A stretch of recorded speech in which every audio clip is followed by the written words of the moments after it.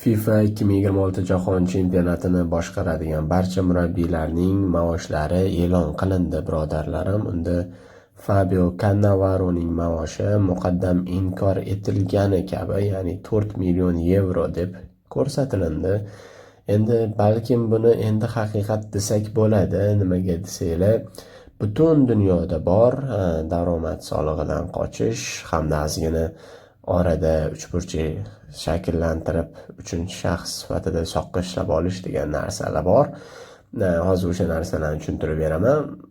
Mana o'shalar sabab Ravshan Ermatov ham, Fabio Cannavaro ham inkor etib kelishdi 4 million yevro maoshni, lekin mana bitta FIFA taqdim etyapti yillik maoshlarni. Endi ikkita narsani tushuntiradigan bo'lsam, birodarlarim, daromad solig'i degan narsa bordi. Doim daromad solig'i kamroq ko'rsatiladi.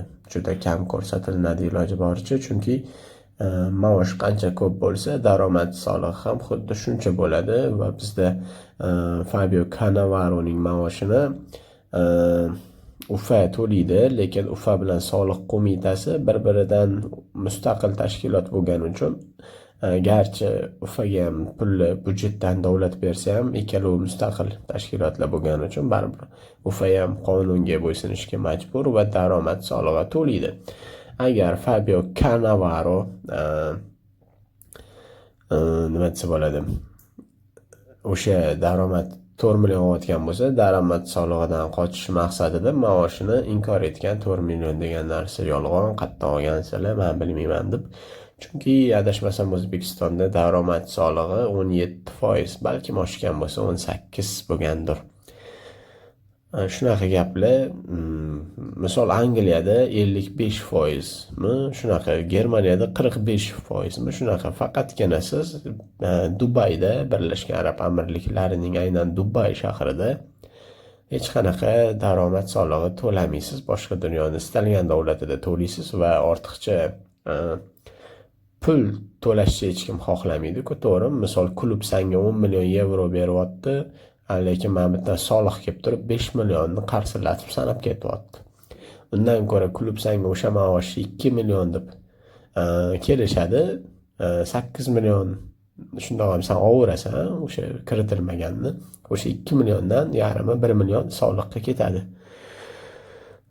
Shunaqa gaplar-da, birodarlarim, menimcha shunaqa. Bu birinchi variantim. Ikkinchi variantim esa orada bir uchinchi shaxs aralashgan deb aytolmayman, chunki adashmasam 1 yil oldin Portugalcha Paxtakor tuzildi-ku. Men bu bir talay legionerlarni olib kelib, Ortiqxo'jayev Osiyo chempionatini ham yutadigan jamoa qilaman deb portugaliyaliklarni yig'ib tashlab, ularga katta transferlar qilishga imkoniyat berdi-ku.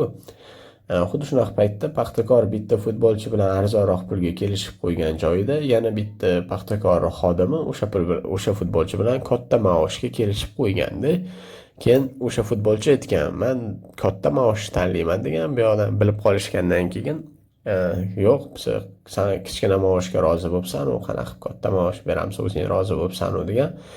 Orada gap chiqib, ikkalovi kelisha olmay o'sha futbolchi kelmagan Paxtakorga. Bu yoqda ham shunaqa bo'layotgan bo'lishi mumkin. Misol uchun Fabio Cannavaroni maoshini qanchadir borib qimmatroqqa gaplashadi UFAdagi rahbariyatdagilar. Misol uchun Fabio deydi, biz senga mana buncha summa beramiz, shuni hisobidan o'zing nima deydi, vijdonan o'zbekchiligiga xos qilib 1-2 so'm o'zing yoningdan bizga chiqazib berarsan deyishadi. Bunaqa narsani klublar ham qiladi. Misol boradida bitta futbolchi bilan gaplashadi, sani deydi 5 millionga men ko'ndirdim deydi, lekin sen rahbariyatga boshqaga deydi o'zingni 10 milliondan kamiga sotmaysan deydi. Xo'p deydi, 10 millionga dogovor qilinadi. O'shandan bir qanchadarini o'rtadagi borib o'sha futbolchi bilan dogovor qilib kelgan odam hisobiga o'tib ketadi. Bu yoqda ham ehtimol shunaqa bo'layotgandir, mana shu ikki taxmindan biri. Endi e'tiboringlar markaziga Jahon chempionatida eng ko'p maosh oladigan murabbiylarni birinchi o'rindan buyog'iga vaqtimiz yetgunicha o'qib beraman. Carlota Braziliya terma jamoasini pul uchun tanladi. U 10 million yevro maosh oladi. Ikkinchi o'rinda Julian Nagelsmann 7 million. Uchinchi o'rinda Mauricio Pochettino 6 million. To'rtinchi o'rin Thomas Tuchel salkam 6 million. Beshinchi o'rinda Fabio Cannavaro. Oltinchi o'rinda Roberto Martinez Portugaliya. Yettinchi o'rinda Didier Deschamps salkam 4 million. Sakkizinchi o'rinda Ronald Koeman 3 million.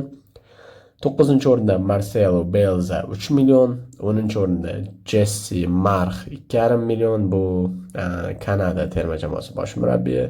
Keyingisi Meksika bosh murabbiyi Javier Aguirre 2,5 million. Keyingisi Paragvay bosh murabbiyi Gustav Alfaro 2,5 million.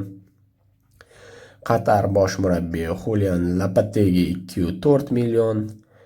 Argentina bosh murabbiyi Lionel Scaloni 2,3 million. U 14-chi o'rinda va 15-chi o'rinda Nestor Lorenzo azizlar. O'sha Kolumbiyani birlashtirib bir chaqilmas yong'oq chaqib jamoaviy zo'r o'yin ko'rsatadigan, tezkor o'yin ko'rsatadigan, Yevropacha futbol ko'rsatadigan jamoaga aylantirib qo'ygan argentinalik Nestor Lorenzo ham Kolumbiyada 2 million olar ekan. 16-chi o'rinda Ekvador bosh murabbiyi Sebastian Beccacheche. 17-chi o'rinda Luis de la Fuente 2 million. 18-chi o'rinda Murat Yaqin Shveysariya terma jamoasi bosh murabbiyi 1,6 million. Ralf Rangnick birodarlarim Avstriya terma jamoasi bosh murabbiyi 19-chi o'rinda 1,5 million yillik maosh bilan uni mani sevimli jamoam Milan o'ziga sport direktor sifatida olib kelish uchun muzokaralarni amalga oshirmoqda. 20-chi o'rinda Zlatko Dalic 1,5 million yevro. 21-chi o'rinda Hajimi Moriyasu 1,1 million yevro. 22-chi o'rinda Stal Solbakken 800 ming yevro, ya'ni 1 million ham emas. 23-chi o'rinda Belgium bosh murabbiyi. Belgiumni biz favorit emasmiz. Bizda yulduzlar yo'q, ko'ryapsiz deb turib o'zidan bechorani yoqib qancha komandalarni qaqshatib tashladi. Xorvatiyani uyiga kelib turib gol o'tkazmasdan yutib ketdi birodarlarim. Rudi Garcia 0,7 million, ya'ni 700 ming yevrogina maosh oladi va eng so'nggi o'rinda o'zingizlar topinglarchi kim? Hozir prosmotrlar kam bo'layotgan hisobiga hech kim kommentga hech nima yozmasligini inobatga olgan holda uni ham o'zim aytib qo'ya qolaman. Steve Clark 530 ming yevro maosh bilan Jahon chempionati 24 top yuqori maosh oladigan murabbiylarni yakunlab bermoqda.